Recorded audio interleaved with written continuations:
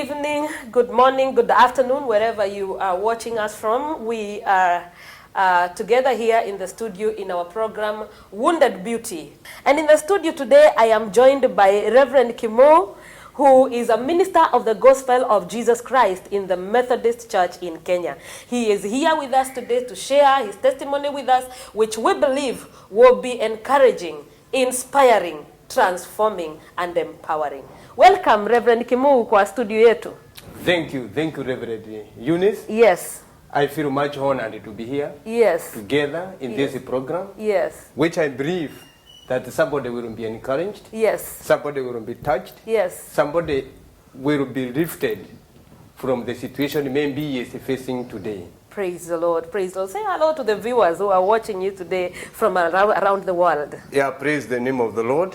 As you have heard from Reverend Eunice, I'm Reverend Patrick Kimuu, currently serving in Mutongwe Circuit with the Methodist Church in Kenya.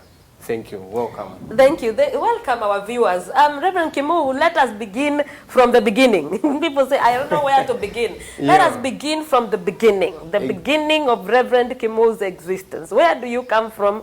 And let us begin with your early stories that shaped you into ministry. Oh, yes. Yes. Reverend Kimuu is an humble man. Yes. Who was brought up and in deeper part in Tharaka. Tharaka, yes. Tharaka, that is where I come from. Aha. Actually, I was born in a very humble family, but with a Christian background. Amen. So I was brought up in the rural area. I went in school, in primary school, and after that I went to secondary school. But unfortunately, when I was in Form 2, my father passed away. Okay. So we had some few problems here and there, even not a few actually, bigger problems.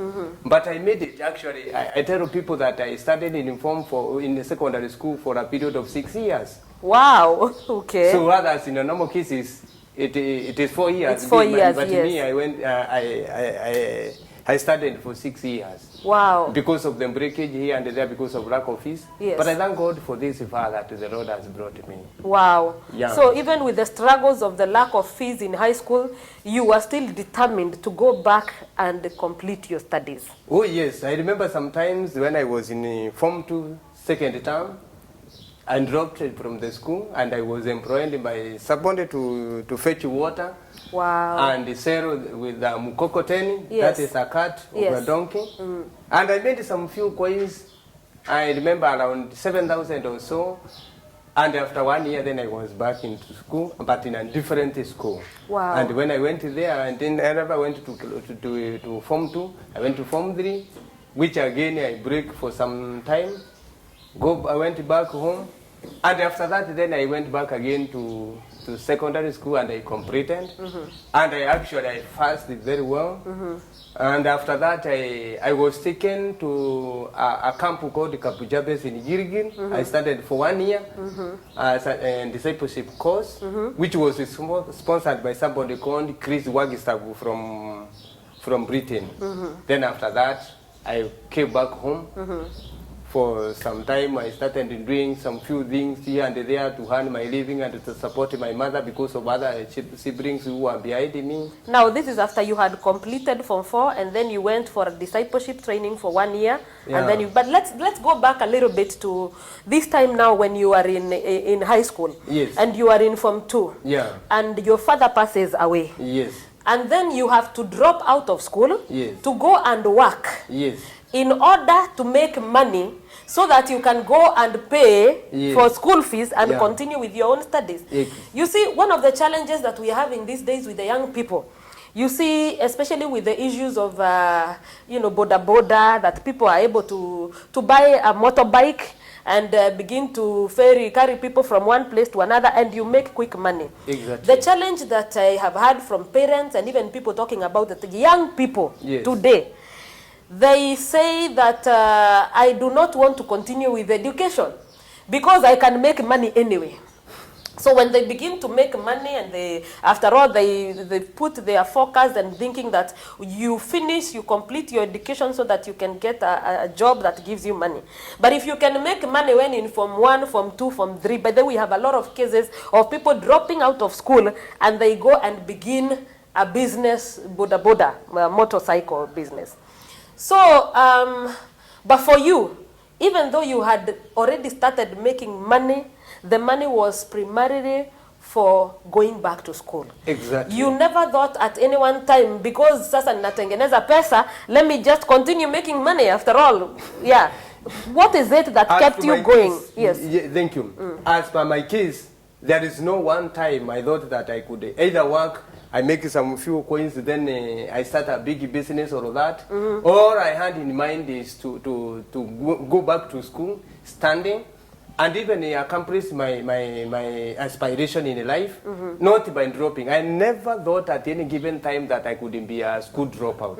And that's why I was so much determined. Yes. I remember even when I was in school, I could not afford even a soap. Wow. So I used to go to the tap of water where the other boys have left the bar soap and the smaller piece of bar soap. I take them, I wash my clothes, then I use the same soap to take bath. So after that, and I continued with that life, struggling, but I every other time, because I was a Christian even that time, and I could, at the same time I was preaching to other young boys that this life is not permanent. Yes. One day I will be somebody. And that's why I used to use my slogan, Haya maisha si ya milele, that this future is not forever. It's What not I am forever. going through right now, it is not forever, it will just come to pass away. And I will be somebody one time in life. That was my focus all through. And that's why I decided to stand firm, to stand it, because I knew even others who are behind me, other siblings, my two sisters and my brother, they were also looking after me. And even they will also drop away from the school. But I thank God, all of them now, they have gone through. Our last born is a fourth-year student at Egerton University. Praise the Lord, praise the Lord. Viewer, we are with Reverend Kimuu, and one of the points that is coming very clearly from his very early childhood, a background that is very humble, having gone through extreme poverty and suffering because his father passed away. But one of the things that he had is remaining focused on the goal and the vision. He never at any one time thought himself a dropout. Exactly. He was committed to completing his studies. So he would drop out of school because of school fees. He would go and work to all kinds of jobs and get some money, come and pay his school fees and continue with his study. As we speak today, Reverend Kimuu is a graduate. But before we get to that point, we continue with the journey of learning every step of the way. And then at the end, you begin to see that God was with him all along. And we hope this will encourage you to hear from Reverend Kimuu today. So, Reverend, now you have gone back home after the training. Yes. You went for a discipleship program. Yes. At that time, did you know that you are going to become a reverend? Why did you go for the discipleship program instead of any other course? Actually, when the reason as to why I went for discipleship, my CU patron realized that there was a calling in me, there was a potential with me, but I didn't realize myself. And he proposed it to me, and he organized for me to go for discipleship. And in that discipleship, that is where I had God calling me. Wow. And I decided now, I'm not going to take any other career in life. I would love to preach to the people, but I never knew how and where I should start. So I was in discipleship for 1 year. After 1 year, I went back again at home in my rural church, Methodist. And there I was. I am not even a preacher. But now my minister who was there currently is the Bishop of Singwaya Synod. He also realized that there is a potential with me. Would that be Bishop Uruji? Uruji. Wow. He encouraged me to become a preacher. I became a preacher in the Methodist church. He asked me one day, and what did you got in KCSE? And I sent it to him. And he was surprised. He asked me, do you think that you can become a minister? I said, oh yes, why not? Wow. But because I don't have money, then I don't see whether I can make it, but I know one time God can open a way. He told me, no, don't worry, Patrick, let's pray God. Wow. So he used his own ways and means to see that I was admitted at the Kimuu, the Kenya Methodist University. Yes. Where I had went the training, the theology course, and I was through. But before that, there is something that happened. Before I went to Kimuu, before I went to that period after leaving Gilgil, yes, and this time I'm at home working, I decided now, because all other people had gotten married, my age mate, and everybody, I felt now, even if I am poor, I needed to have a family. I had a girlfriend who had taken risk to love this poor man. Love this poor man. Who Yes. was in college, me, Yes. I was not in college. She had come from a very rich family, me from a poor family. But she loved me the way I was. And I was very happy about it. And because this was an opportunity, I never liked to miss it. So, mimi nilisimama na yeye kabisa. Because I thought, and she was born again. But from a different church, a Pentecostal church. But born again, a person who feared God. Yes. That's why I loved her so much. Yes. Yes. Wow. Now, so far now you have come, you have your bishop, and that is one of the things that comes out in this program, even as we do interviews, is that God uses people sometimes to see things and potential in us, Yes. that we do not see about ourselves. Exactly. So, and sometimes we say that the voice of the people is the voice of God. Exactly. Because in every person that, a great percentage of people that we interview, if they say that somebody saw, or people said that there was something in me, and that planted a seed in me that I wanted to pursue. Exactly. So in this case, then, there was the person that saw something in you, yes, your Christian Union chairman. Yes, patron. Patron. Yes. And then now we come now back to your circuit.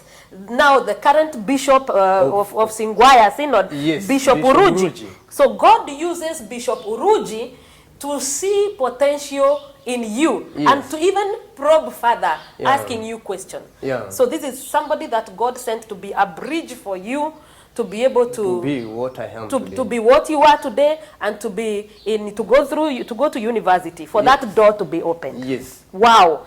And then we moved from there. Now we come to a very important point, which is the point now of marriage. Yes, exactly. You are married. You have a family. I have a family. Yes, you know. My wife is Regina. Yes. And I have 3 kids. Wow. 2 girls. Yes. And 1 boy. Praise the Lord. My firstborn is Janice, yes, McKenna. Secondborn is Justin Bundi. My thirdborn, who is few weeks old, is Joanne Mwende. Oh, you have a weeks baby. Congratulations. Oh, 2 weeks old. Oh, baby. Congrats. And congrats, Mama, wherever you are, yes, watching us from. Reverend, the journey of marriage, from the beginning, you're still from this humble background, even though you're going through theological training. But now, are you going through theological training, or you have not started when this now question of marriage comes in? Okay, I've not started. You have not started? I've not started. And this is the time that I faced so many challenges in my life. Yes. Because here I've loved already. From a rich family. From a rich family. Myself, I am a poor boy. Yes. From a poor family. Yes. And you know, from our place, that people expect dowry. People expect, everybody expect their daughters to be married by rich people. A big wedding. And you know, she has brothers who are employed. Actually, all the brothers who are employed, they have their own wealth and all that. Yes. And immediately, when she broke the news that she's going to get married to this poor boy, everybody, including the father, opposed. Had they seen you, or that you opposed just by virtue of hearing rumors? Even the way I was looking, I was scaring. So yes, where do you love this boy? Where can he take you? Where can this boy take you? I felt everybody. And I looked the way somebody could be scared. Yes. He could scare me. I looked very funny. Because I could not even wear well. Yes. I had no money to buy good clothes. Even shoes themselves was a problem. Oh. But again, another problem came in my family. My mother also never liked the girl. Oh. So I had I get the opposition from my family. She is getting the opposition from her family. So we were left the two of us. But there is one thing I know, Reverend. True love, even if it is in counter from all the direction, it shall stand. Wow. And that is one thing I love. True love. True love. No matter what challenges it faces. Yeah, it will stand. It will stand. Even if it is 1,001 challenges, yes, it will stand. I like that. And one thing I've never known even today, if you ask me what do I love from my wife, I can't tell you. Yes, but I felt it from my heart, within my heart, I love this lady. And even for today, for the last almost 15 years now, the same love of last those when you are beginning your relationship, yes, it is the same jubilated today in my heart. Wow. That's why I tell you, even now, I don't know why. Wow. Yes. And you know, I can actually see that you're not just saying that. You know, we have, there are men who like to introduce their wives and say how they love their wives. But I can really see that this is coming from the bottom of your heart. Oh, yes. Yes. Yes. Yes. And I would like everybody to note this. Yes. And to know this. True love always never ends. And even if there is a mistake with your partner, you will always see it as a second thing, not the first thing. The love is above. Love. That's the like love is above. The Bible says in Corinthians that love covers all. It covers all. Wow. Even with the mistakes here and there that makes people quarrel and even make others even say that I can leave this lady, myself always, I see love on top of that. That is a blessing. That is a great blessing from God, Reverend. But now let us go back to this now. This lady, everybody has rejected you. Rejected. She's rejected. You are rejected. I'm also rejected. So it's just the two of you. There is two of us. So how do you overcome this challenge then? So, my mother was not ready to receive the ring. I went to my aunt with it. And wherever she is, to rest in peace. What were your mother's reasons for rejecting the girl? In fact, my mother had a choice for a choice. Ah, she already had somebody else. Which was ignited by my uncle also. Uh-oh. So the younger person whom they thought that I couldn't get married to. Conspiracy. Yeah, but myself, I said, no, that is not my choice. Yes. That is not my heart. So my heart is for this, and that is what I will go for. My wife, their family, the reason that they had, the guy cannot take you anywhere. He is just from Fall River. He is very poor. The family is very poor. So we never took you to school so that you can just get married to any Tom, Dick, and Harry. So that was their own reason. Wow. So I went to my auntie. I talked to my aunt. My aunt told me I could go to my sister.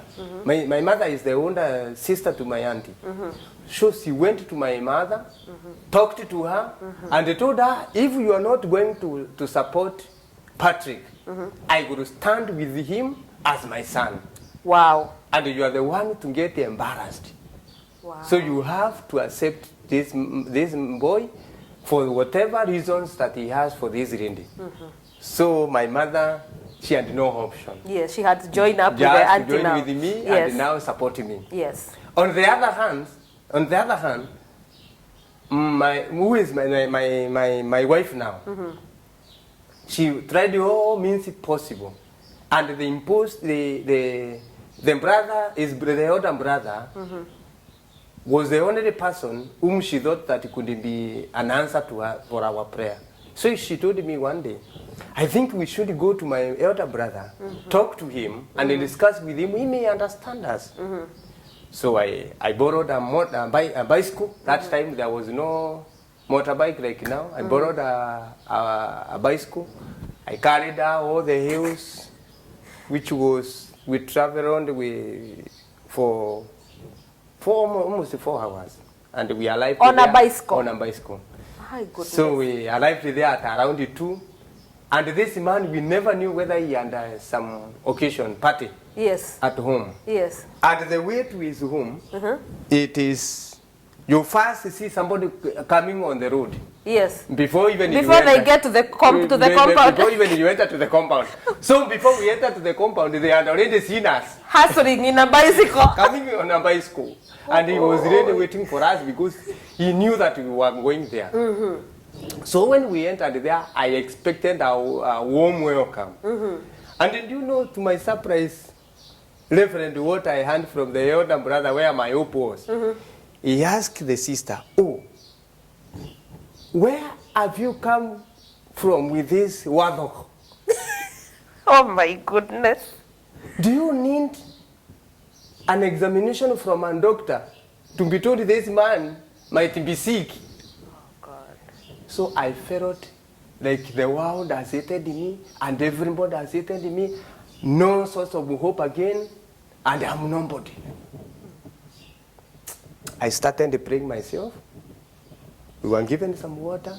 We had to spend the whole night there waiting for him so that he can come and undress us. He never undressed us that evening. So we stayed there. The following morning, he came with a different story. I was surprised. He came and he said, are you the one who is called Patrick? I said, yes. I said, okay. He said, okay. I have no problem. But I am giving you a warning, my sister. I don't want you to follow this young boy. After tomorrow, then I hear you that you are coming back home. So never come back. Never come back home. So you go, but peace be with you.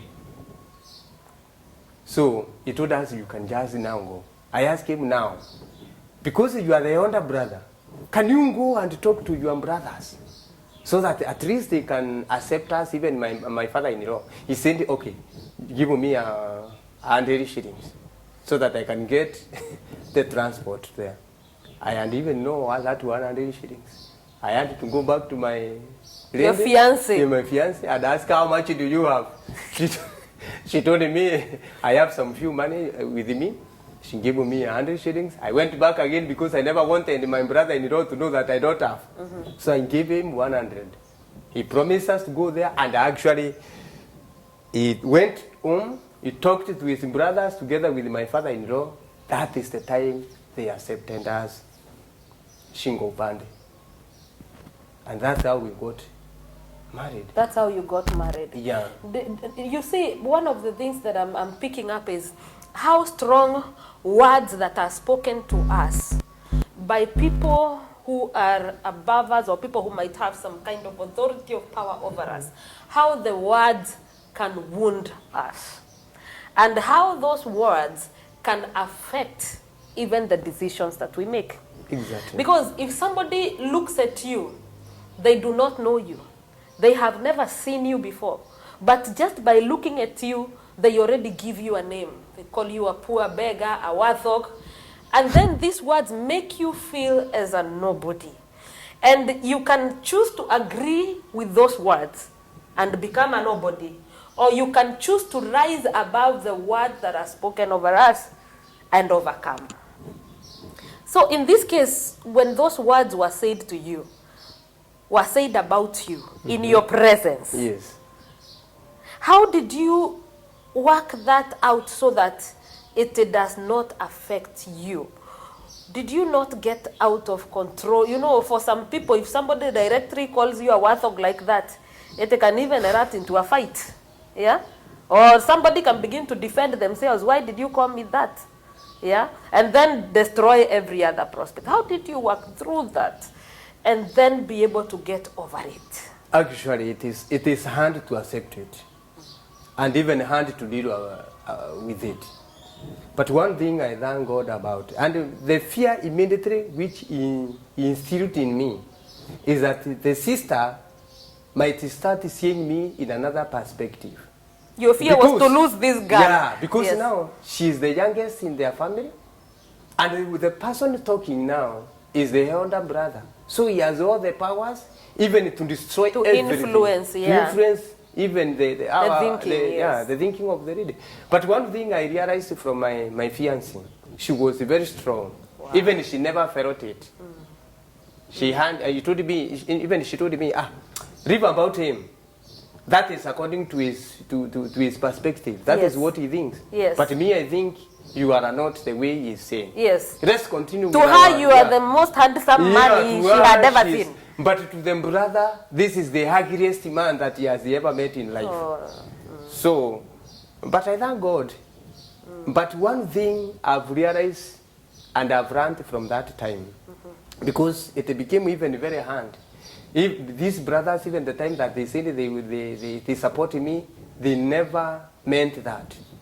Because immediately when we registered the wedding date, they wanted even to push it ahead. Further. They brought so many things. Complications. And there's so many complications. One of them, in fact, he had vehicles, 3 of them. 2 for the business and 1 personal car. And when we tried to reach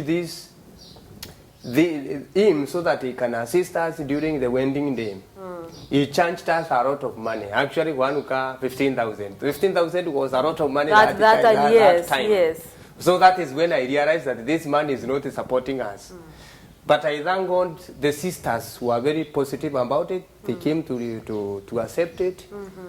And even the wedding day, I'm telling you, Reverend and every viewer, wherever he is, my father-in-law never came to my wedding. Oh, wow. He sent somebody else to represent him. Wow. But he said, my blessings be with you. He sent his blessings. So what we need, Reverend, in this life, just blessings. The blessings, yes. Blessings. If Yes. you get that, then you stand. Yes. And we married. We had a very tough time because here I married after 1 year. It is now when I'm going to university. Wow. I left my wife with a very small baby. I went to the university. She faced a lot of challenges because there was no money, there was no food and all that. In my rural area where I come from, there is a tree called tamarind. These are wild fruit, but they are sold here, especially in Mombasa here. People use them as spices in the food. So she could wear a tracksuit, which she was wearing in Orange, and climb that tree, get those fruit, go and sell them. A kilo was going at 60 shillings that time. Wow. Sell them and get some food, and all that. And she stood. And every time we meet, I used to tell her, haya maisha, sija milele. Whatever we are going through is not forever. Wow. And I thank God today we are the happiest people. Wow. If I can be asked. Yeah. The testimony of Reverend Patrick is a testimony of miracles after miracles after miracles, of course, after having gone through challenges after challenges after challenges. But in every challenge, he is here to testify today that he has seen God in overcoming those challenges that ever stood before him. Since when he was in school, in high school, his life when his father passed away, when he went to the university, before that he got married. Even his process of getting married was a big challenge, but how God came through for him. And now, as we are speaking now, what is the relationship between you? I'm interested in the relationship between you and that uncle who called you a Warthog. My brother-in-law. Yes, your brother-in-law, yes. Actually, this is the family that for currently, they don't even believe because they have come for my help several times and so many times. Yes.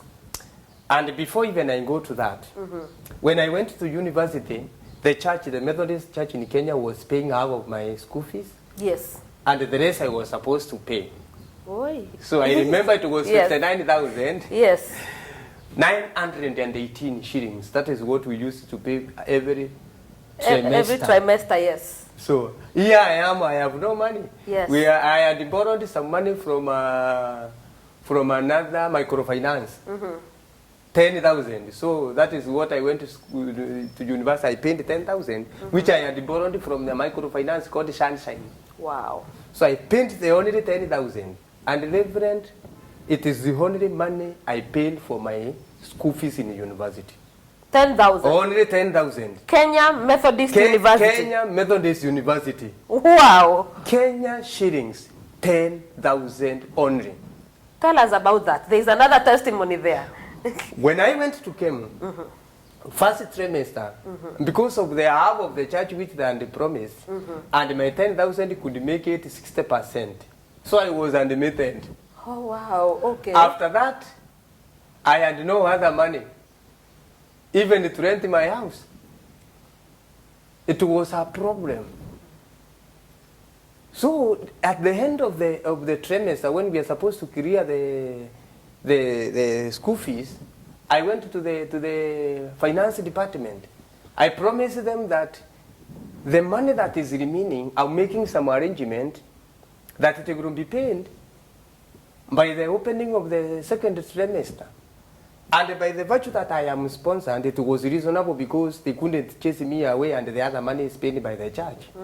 So I promised them that I will pay by the opening of the other semester. So I was cleared for that trimester. So now the problem came when I came back now the second trimester. I have no single cent to register. And again I told them, you see, this is a rainy season. I'm expecting a lot of harvest from green grams. That is my area where I come from. There are a lot of green grams which are grown there. But unfortunately, I was again admitted. But the rain was not enough to make the crop grow. Yes. So I had a lot of problem now when it comes to the end of the trimester now to sit for exam. Yes. I tried all my struggles. I could not maneuver. Because you need to have completed your trimester by exam, fees for you to sit for the final exam. For the final exam. So you have been in class all along? I've not paid. Okay. So I tried all my level best. I could not succeed. So I decided now to go home. And on my way, as I was going home, I remembered I can call the presiding bishop and explain to him that I am out of school because of lack of school fees. I ripped up my phone. I called the presiding bishop. He answered my call. He asked me, who are you? I told him, I'm Kimuu from Geturi Circuit. I've been chased away from the school because of lack of fees. He asked me, what does your letter say? I said, my letter says that I pay half, and the half of the of it, the church will pay. So then he asked me, did the church pay its half? I said, yes. And the former presiding bishop, he told me, okay, how much do you have? I said, I have nothing. He told me, if you have nothing, now you go home and help your wife to do farming. Then when you get the money, come back to school. Wow. Oh. So I said now, because my source of hope is over, I'm finished. Yeah, I'm finished. I just started walking. After around 10 minutes, I received another call, a strange call. And somebody told me I am the finance controller, Kenya Methodist University. It was called Muizimbo by then. Told me, where are you? I said, I am away. Told me, can you come back in the next few minutes? Can you be here in the next 10 minutes? Yes. Wow. Just come back. So you are not far from the campus? Yes, I was not very far. Yes. So when I went back to him, he asked me, where are your clearance form? I told him, here they are. He stamped them. He told me, you can proceed to class and go and sit for your exams. I sat for my exams. After a few days, I got a call from conference to go and pick my letter that now I have a full scholarship. Wow, wow. So the presiding bishop had you, and he actually, in his own way, decided to help you. Exactly. Wow, and praise God. Before I took his ones as if they were negative, but even today I love him the way he took my case, even though he sounded as if he was negative, he was not supporting me. Yes. But finally I was supported. Yes. Yeah. Wow, we thank God for that. Today you are a superintendent minister, you are a father of 3. Yes. And a proud husband. Exactly. To the very same beautiful wife that you have gone through all these challenges of life with. Yes. What would you want to tell somebody who has gone through a similar situation or maybe even worse concerning the stages of life, in every step that you have been through. Share with somebody out there who needs to hear this. Reverend, I would like to encourage every other person, regardless of what they are facing in life today, that might not determine their tomorrow. Their tomorrow is determined by their God. Their tomorrow is determined by the effort through their focus in the Word of God, and even the way they perceive things, it also determines. Because, like today, the time I was marrying my wife, I thought because she has gone through the college training, she would get employed very fast. But to my surprise, she was employed later on, long time ago, even after I started working in the church with the Methodist Church in Kenya. So sometimes let us not put our hope on what we can see today, but we perceive and put our faith in what we are doing. Because by faith, I am the way I am today. All along in my life, I have never seen failure. I have never seen there is anything that is so big that I can never counter. And even today, I know I have a greater future than the one that I have today. Wow. Currently, I'm a student. I'm continuing to pursue my education. Yes. Reverend, one more question. I'm thinking, as you're talking, I'm thinking about the ladies, the young girls today that are looking forward to getting married. And when they are looking forward to getting married, they look at the kind of spouse that they want. And sometimes even when we go to train in seminars, empowerment seminars, mentorship programs, you listen to the young ladies today, and you see the perception that they have of a prospective partner. It is somebody who is financially stable, somebody who is well educated, somebody who can take care of them. What would you say to such young ladies? You know, Reverend, one of the things that young ladies are doing today, they have a list of so many things that they have for the ladies, that the men that they would like to marry. And that is where they go wrong. First, even before you make your list, you must look for love. Do you love that person? I have heard even so many people in radio saying, I would like to have somebody who will love me. But they don't say whether they will love. Because you can have somebody who loves you, but yourself, you don't love them. That is what you are supposed to look. Because it is two-way traffic. Yes. Somebody that you love and somebody that I love. Yes. But nowadays you find people will look for people that people that loves them, and to them they will look to somebody that they have their money. So they will look for the wealth that this man loves. So they don't have love with them, but what they have and the property that they are owning, estate that they are owning, the kind of car that they are driving. But the best love is the one which is two-way traffic. You love, I love you, you love me. You grow together. You grow, now you move together. And now you can encounter and break mountains. Wow. And you can never be separated because you are two of you, they have bond. Yeah, that is what I would like to tell the young ladies. Yeah. How about the parents? Because again, we have the issue of parents who, no parent really. I actually, to some extent, as a mother, understand, the concerns of the mother of the girl that you got married to, because it's very common. You look at the person who is going to marry your daughter, and you imagine the kind of life that your daughter is going to have, and how this person will be able to take care of this girl. And somehow you do not see that future when you look at it. Yeah. So mothers will tend to discourage their daughters from getting married to somebody who is not stable. Okay? Yeah. You have said that one of the most important things for people to look for or to consider in marriage is the aspect of love. Yeah. What else apart from love? Because upendo, you will not eat that love, you will not dress that love, you will not, what apart from love, how can you label something else that that somebody should look for? In your case, I have seen that you had vision of a brighter and a better future. Yes. What would you advise? I'll let you say this. One is the future. Yes.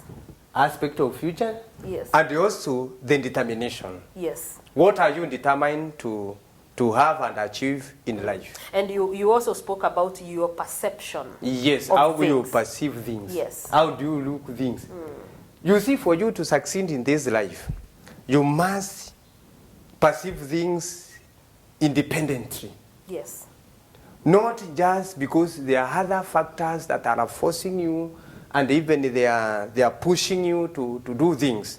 You must have your own way of thinking and a very independent way of thinking. So I would encourage young people outside there and those who are watching me and watching this program to just have an independent mind and a focus in this life. Because some of us and some of the young people go and marrying the proposals of their families, what their parents are saying to them. But now because these people are not compatible, they can't live longer. Because you realize so many weaknesses, and this love, you are not for it, you are forced to have it. So you definitely break, and now you start moving outside there to go and look your true love. So as we approach the issue of marriage, every person should be very careful on what they do. Sometimes we may look even the physical appearances, and we get by emotions, we think that we love these people. Yes. But the true love does not look about that. I remember there is one time my wife had a problem with the eye before we married, actually some months before we married. And she went to the hospital and she was told that she is going to get an operation. Wow. I stood with her. Yes. I prayed for her. Yes. And she went to the theater, came out successfully, and I never showed anything. If other people, they could start running away because they thought that they could think that now she will going to be blind, yes. She will have one eye. Yes. Yeah, but the true love will not look on this. Wow. Wow. Thank you very much, Reverend. Once again, our viewer, today we are looking at the journey of Reverend Patrick Kimuu, who is the Superintendent Minister of Tongwe Circuit in the Methodist Church in Kenya.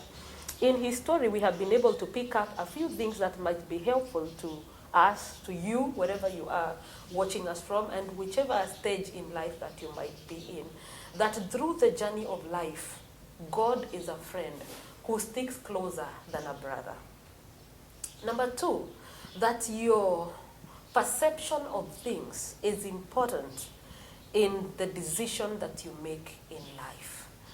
And then when it comes to the issues of financial challenges of life, that the situation that you are in today is not permanent. And it does not define you. You cannot be defined by your current situation or the challenges that you're going through. You are greater than that. You are above that. So your perception of things must be that this situation is not permanent, it will be behind me, and it is going to be a testimony. Then the other thing that is coming up, that in the issues of marriage, for those that are not married yet, for those that are in the process of making a decision, the things that matter, the things to consider most are the things that last forever. And those things are, number one, love. Do you love this person? Does the person love you back? Because wealth is temporal. It can be here today, it can go. Physical appearance is temporal. People change. People change as years go by and as they face different challenges of life. Their appearances change. But love never changes. One of the things that Reverend Patrick has told us is that true love stays forever. And when there is true love, you can overcome any challenge. You can climb any mountain that stands in front of you. Do not lose your focus. Keep trusting. Keep believing. Keep looking up to God, because He is faithful. He is the only one that can turn your situation into a blessing. Remember, the program is Wounded Beauty, where we talk about turning scars into stars. When you're a star, you're shining up there. Every eye can see you. They do not see your wounds anymore. They do not see your scars. They see them as stars, and they become your pride and joy. May the Lord bless you. May the Lord keep you. May the Lord cause his face to shine upon you and be gracious to you. Once again, thank you, Reverend Patrick. Thank you, for Reverend. blessing us with your testimony. Thank you. I know that somebody somewhere is touched. Again, we have resources available. We can connect you to professional counselors in issues of marriage, issues of mentorship. Reach out to us, talk to us, and do not suffer alone with your problem. God bless you. Thank you. Thank you. God bless you.